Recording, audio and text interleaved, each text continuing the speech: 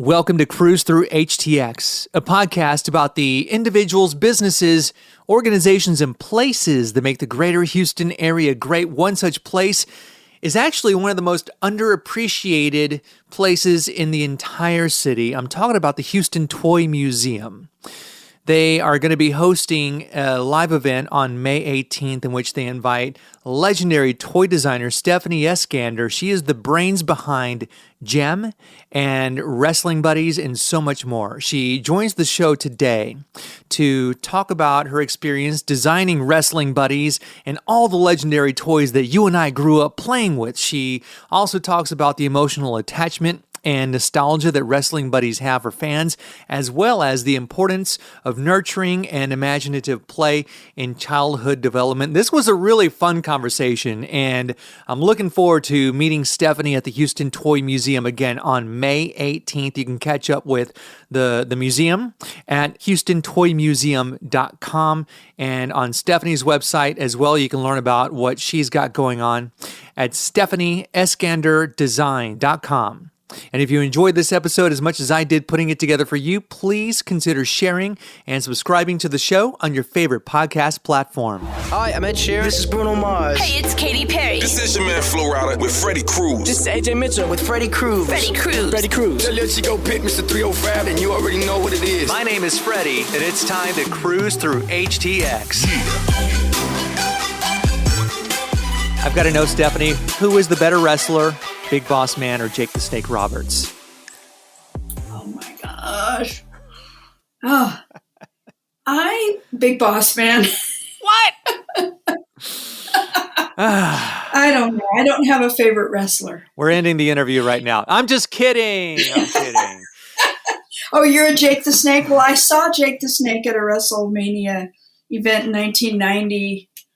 That was pretty cool. So was that the inspiration behind creating the WWF? And for youngins, it was WWF at the time. Was that the inspiration behind that particular line of toys you created? No. It was actually assigned to me, and the story of how I got involved with designing the Wrestling Buddies is kind of a unique story. So I was working at Hasbro in Rhode Island, and at the very end of 1989, I was recruited away to come to Tonka by a former Hasbro/Play School marketing executive who was a fan of my work, and he'd gone to Tonka, and then he proceeded to recruit me to be a designer in the girls' toys group. And so I joined the team right after Christmas 1989, and one of the first things that happened to me was I was brought into a meeting of the boys' toys group, and I was asked if I would be interested in doing the artwork for the brand new Wrestling Buddies that they had just gotten the license for. The wrestler, the concept of these big pillowy soft wrestlers had come to Tonka from an outside inventor sometime earlier. And they were generic wrestlers. They weren't associated with any, existing characters. And the boys team were really on board with doing wrestlers. A couple of the marketing and design execs had taken the prototypes home to their own boys, and they got it immediately, and they were wrestling, and they were really excited. And so eventually, before I arrived, they had pitched the concept to Titan Sports, who's the licensor for WWF, and they agreed to license the line to Tonka. And so they brought me on board. Apparently they had asked some of their other designers and other staff people to come, do some drawings for Hulk Hogan. I mean, it started with Hulk Hogan and then went from there. And they weren't happy with that. And because I had an illustration background, they asked me to give it a shot. So I sat down with a pile of wrestling magazines and sketchbook and started drawing, and they loved what I did. And so from then on, I was the queen of Wrestling Buddies, even though I was primarily a girl's toy and doll designer. So it was a unique experience. I began to learn about wrestling and became kind of an expert. My sons, who were not too keen on my career previously because I was doing dolls, all of a sudden they were pretty excited about Mom. And that's kind of how You were cool again. I was cool again. I was always cool, but True. So it kind of went from there. And the Wrestling Buddies became the most successful toy I ever designed. But it's interesting because ever since I established kind of an online social media presence, my followers are kind of in two camps: the doll camp with Rainbow Bride and all of the dolls that I worked on, Sky Dancers, Cupcakes, Gem, and then the wrestling people. And so I have a nice variety of followers and people that like my work for different reasons. This episode of Cruise Through HTX is brought to you by my media company, Speak Podcasting, on the web at spekepodcasting.com in our first online course of 2024. I'm excited. It's called PodQuest, Cracking the Code to Creating a Binge-Worthy Show. This is for two types of people, all right? One, aspiring podcasters who want to launch their show on the right foot. And two, unfocused podcasters who know they're unfocused and they want to relaunch with a clearer and more concise vision for who their ideal listener is. It's futuristic, it's interactive, we got some really cool video content for you, and it's using storytelling techniques. As you know, I've written 3 novels over the past 5 years, and so this right here was super fun for the team and I to create, and we can't wait for you, the future podcaster or current unfocused podcaster, to enroll and take the course. Check it out at speakpodcasting.com/podquest. You don't have to answer this question, but I got to ask it anyway. Who's got the more rabid fan base? Wrestling fans, or will we go to Gem? Gem has got a huge fan base. It's small but loyal. And it's really interesting. The wrestling fan base tends to have more money. So, I think that's kind of true. The guys who rule the toy collecting market with, Star Wars, Transformers, Masters of the Universe, they tend to spend a lot of money with their collections. But as far as enthusiasm, it's kind of an even match. And I really like the variety of fans. I won't call them fans, people that follow me or, that I talk to. I'd say it's kind of even, but I like that. I like the fact that I've done things that appeal to guys and girls. And of course, there's a lot of crossover. There's a lot of female wrestling fans that love what I've done. There's a lot of guys who love all the dolls that I worked on. And it's really, a lot of it is that nostalgia factor. These are adult collectors who are reliving their childhood or sharing things that were significant to them. I had this epiphany. The first fan convention that I went to was in 2018. I was invited to GemCon, which is the Gem convention. And the GemCon is different than most other fan conventions because it tends to be a hardcore group of people that go every year. And they've had it every year, I think since 2005, I want to say. I could be wrong because I wasn't following that group until I was invited to come to their convention. But the people who were Gem followers, they have a different person that hosts it every year. So it's done by the followers themselves. It's not done by some professional, fan convention organizing committee. And so I went to this fan convention in 2018, and there were so many fans who shared with me their experiences with Gem being something that literally saved their lives, in the sense that perhaps they had a troubled home, or perhaps they, were awkward, or they were gay, or whatever the case was, that Gem fulfilled some sort of a comforting world that they could belong to that they couldn't really articulate because of their young age. And then later that just solidified in how they felt. And a lot of that was the animated series too. It wasn't just the toys. But they watched the show, and of course, it was geared toward a little bit older kids than, say, My Little Pony or, other toys that were geared to quite young children. And so this was something that I was totally unprepared for, to understand the emotional attachment of the things that I designed. And that follows through with wrestling buddies. There's a lot of emotion. There's a lot of wrestling fans out there. For example, wrestling toys are a huge category for collectibles. But I have to say the wrestling buddies have a nostalgia and a comforting presence in their lives that the action figures don't. Because you can't hug an action figure. You're not gonna wrestle with it and then take it to bed with you. It's just, there's something that kids need, some more than others, to have that tactile, physical comfort. And I think wrestling buddies did that for a lot of young people back then. And so it has a nostalgia that it is unprecedented, I think, among, we'll say, traditional boys' toys, because traditionally boys' toys aren't thought of as being nurturing or cuddly. There's a lot of action and building and fighting and a lot of that stuff. And so this was something that could do everything. It could fight, but it also had a comforting, nostalgic presence that means a lot to me as a designer.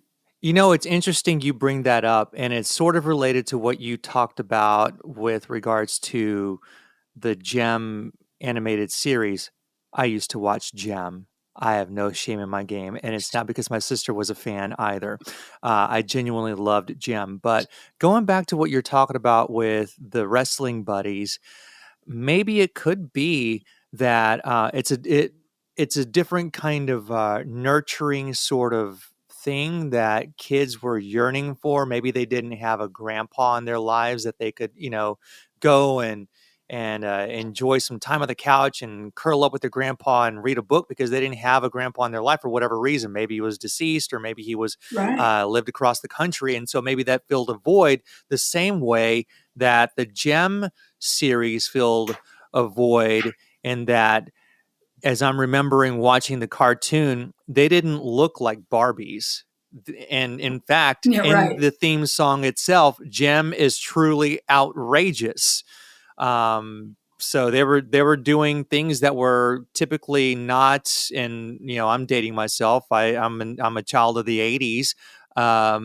These were things that girls, I guess, typically did not do, because they were either playing with Barbies or Cabbage Patch Kids.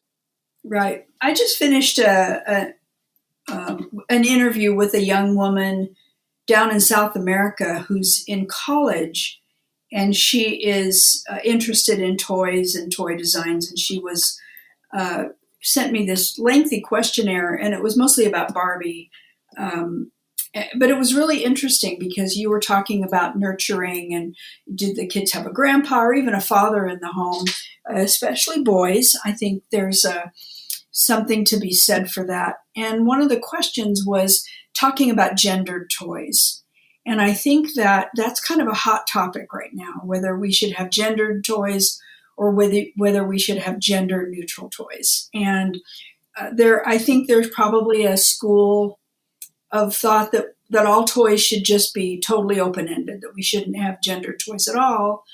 And then there's people who think, it should all be traditional, 100%, dolls for girls, action figures for boys. I fall on that, in that everything goes. I believe that it's important to have what we call traditionally gendered toys. Maybe we just categorize it, but when we're talking about nurturing, or you're talking about specifically boys playing with dolls or playing with action figures or whatever, and girls tend to be nurturing and they play with baby dolls, and boys have their different toys.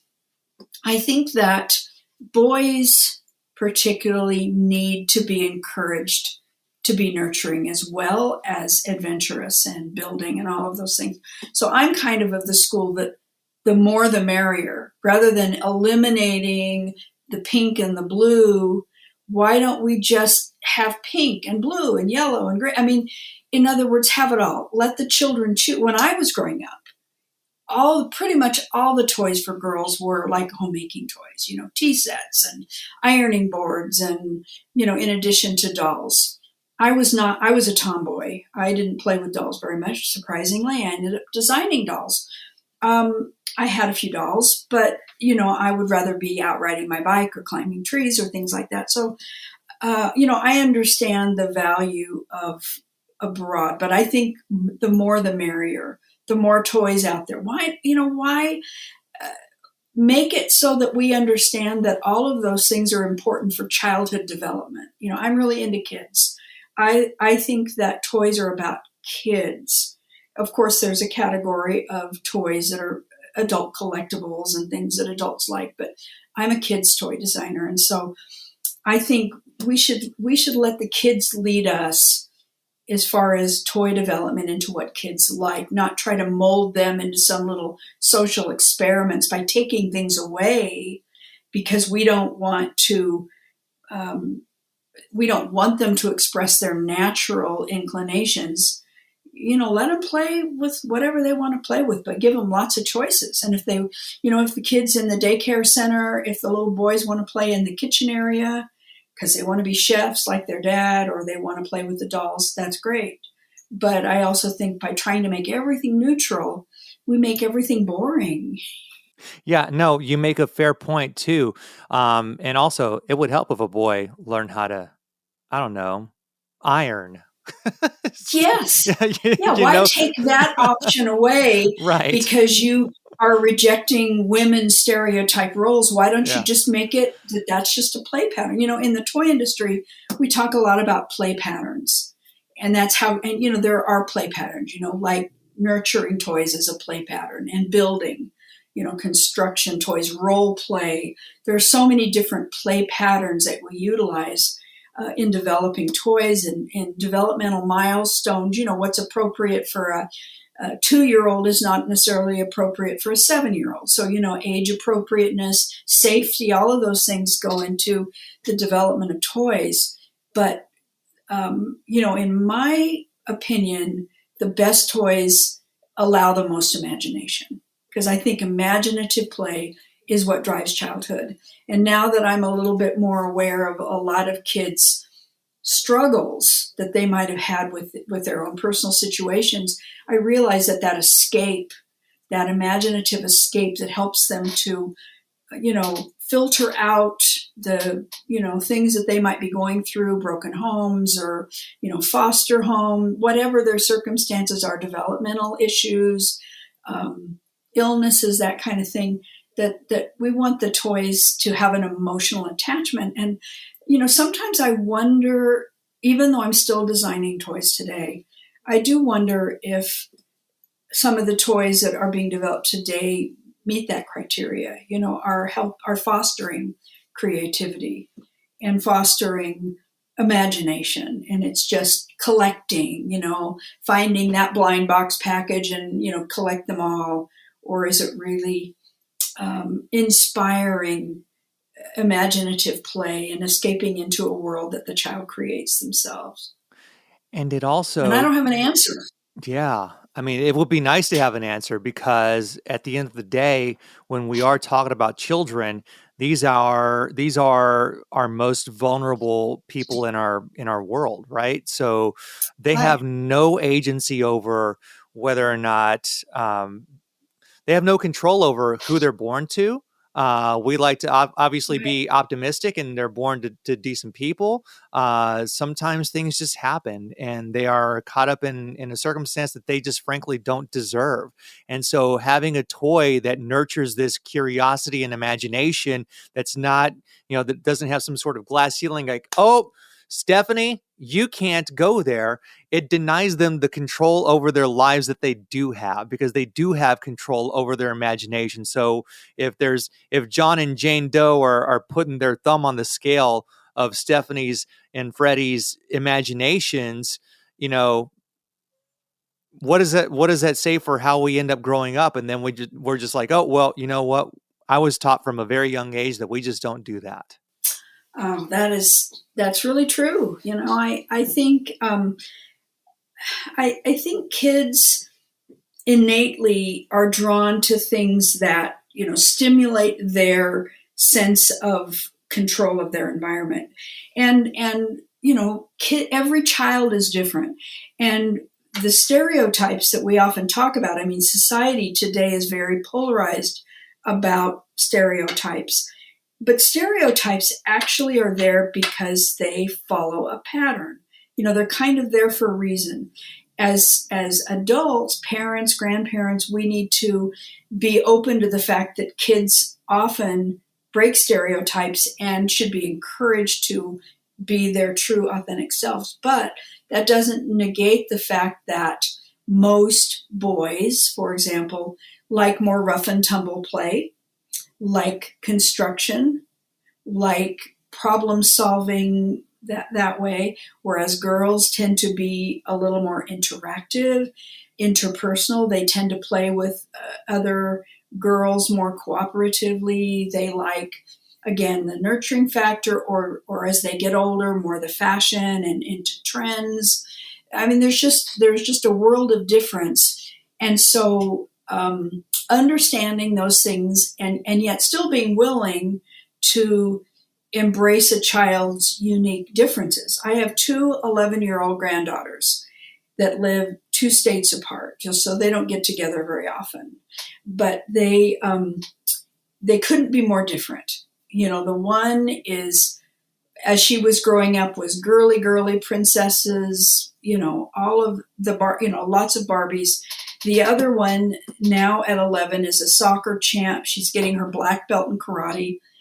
She's got short hair.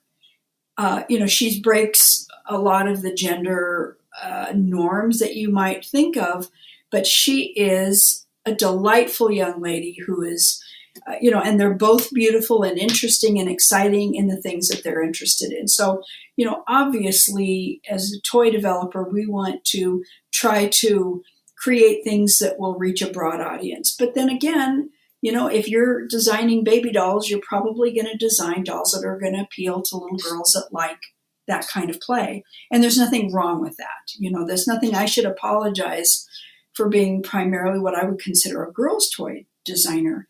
And yet having boys of my own and grandsons of my own, I love that watching them play and seeing their imagination sparked. I love everything about this conversation, and we've brought you onto the show because there's something very exciting that you've got going on with my friends at the Houston Toy Museum. It's a meetup, it's a meet and greet. So can you talk about the event that's happening on May 18th? I will be at the Houston Toy Museum on May 18th, and I actually don't know the exact time, so you may have to put that into your promotional materials. I will be there much. Sorry to interrupt. I do. It's 3 to 5. 3 o'clock. Okay. I will be setting up a table with a lot of toys that I've designed, as many as I can haul in a suitcase with me. Everything from wrestling buddies to gem dolls, Rainbow Bright, cupcakes, sky dancers, a lot of things that I've been involved with. And I will be doing a couple of different things. I'll be sharing information about my career, kind of a chronology of things that I've done and work that I've accomplished that people might know about and maybe they don't know about. And I will most likely, I do have a couple of presentations in the pipeline, and I think it's going to kind of depend on the interest of people that are there. But I also have a presentation where I can share about the development of toys, how a toy is created from the very first concept through on the shelf. And so question and answer, I'll be there to just meet people, talk to people, answer questions, share my career. I have a book that I wrote that's about my career as a toy designer, and I share hundreds of images, drawings, photos, and the written word about kind of the trajectory of toys and just kind of my life, and even little tidbits of personal information, and I'll have that book available. So I would love to meet people who love toys, whether you grew up in the 80s and love the toys of the 80s, or you've got kids today, grandkids, whatever your circumstance. If you love toys, I think it would be a really fun event. Fantastic. You can sign up for that event too at HoustonToyMuseum.com. Again, May 18th. It's going to happen from 3 to 5. If you want to check out Stefanie's work, please check out her website. It is Stefanie, Stefanie, EskanderDesign.com. We'll have the links in the show notes, and I hold no grudge towards Stefanie for preferring Big Boss Man over Jake the Snake Roberts, y'all. We really just hope that you all will join everybody at the Houston Toy Museum on May 18th for this fantastic event. Stefanie, thank you so much for being a part of the podcast today. Thanks for talking with me today, Freddie.